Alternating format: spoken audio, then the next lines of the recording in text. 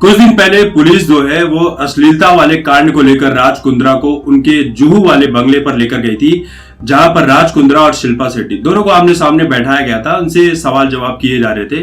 जैसा कि मैंने कहा था कि कौन बनेगा करोड़पति खेला जा रहा था। तो इसी शो के दौरान शिल्पा शेट्टी और राज कुंद्रा दोनों आपस में भिड़ गए, एक दूसरे के ऊपर इल्जाम लगाने लगे। अब वो क्या इल्जाम लगा रहे थे वो तो नहीं पता, लेकिन दोनों भिड़ गए थे। इसके बाद शिल्पा शेट्टी दहाड़ मारकर रोने लगी।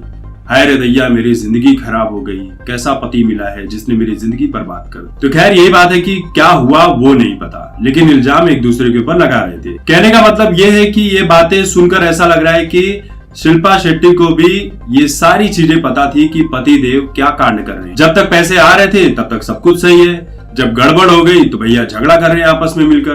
देखिए, इस तरह का बिजनेस जो अश्लील फिल्मों का बिजनेस है ये इंडिया में अलाउड नहीं है, लेकिन दूसरे देशों में अलाउड है।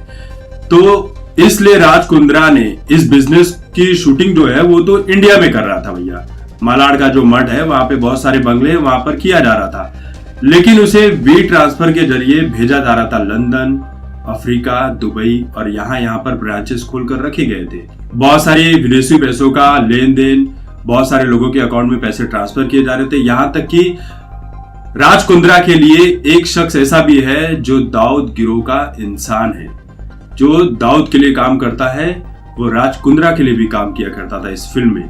मतलब सोच लीजिए कि इसमें अंडरवर्ल्ड तक के तार जुड़े हैं। किसी ने बहुत पहले कहा था कि पुलिस ने अंडरवर्ल्ड का खात्मा कर दिया है, लेकिन ये नहीं बताया कि अंडरवर्ल्ड का जो खात्मा हुआ वो तो हुआ, लेकिन अंडरवर्ल्ड अब एक प्रॉपर लीगल तरीके से बॉलीवुड में घुस चुका है। बहुत सारे कलाकार हैं जो फिल्मों में तो काम करते ही हैं, लेकिन अंडरवर्ल्ड का भी काम बॉलीवुड में रहते हुए कर, कोई ड्रग्स का कारोबार संभाल रहा है, कोई अश्लील फिल्मों का कारोबार संभाल रहा है, तो कोई हफ्ता वसूली का काम संभाल रहा है। दरअसल बॉलीवुड नहीं है, बॉलीवुड अब कराची वुड बन चुका है, जिसकी थाली में छेद नहीं बहुत बड़ा खड्डा हो चुका है। हमें यह भी लगता है कि बहुत सारे बॉलीवुड के जो सेलिब्रिटीज हैं वो वेकेशन मनाने के लिए दूसरे देशों में जाते हैं, लेकिन मुझे ऐसा लग रहा है कि ये लोग दूसरे देशों में किसी न किसी इलीगल चीजों के लिए ही जाते हैं।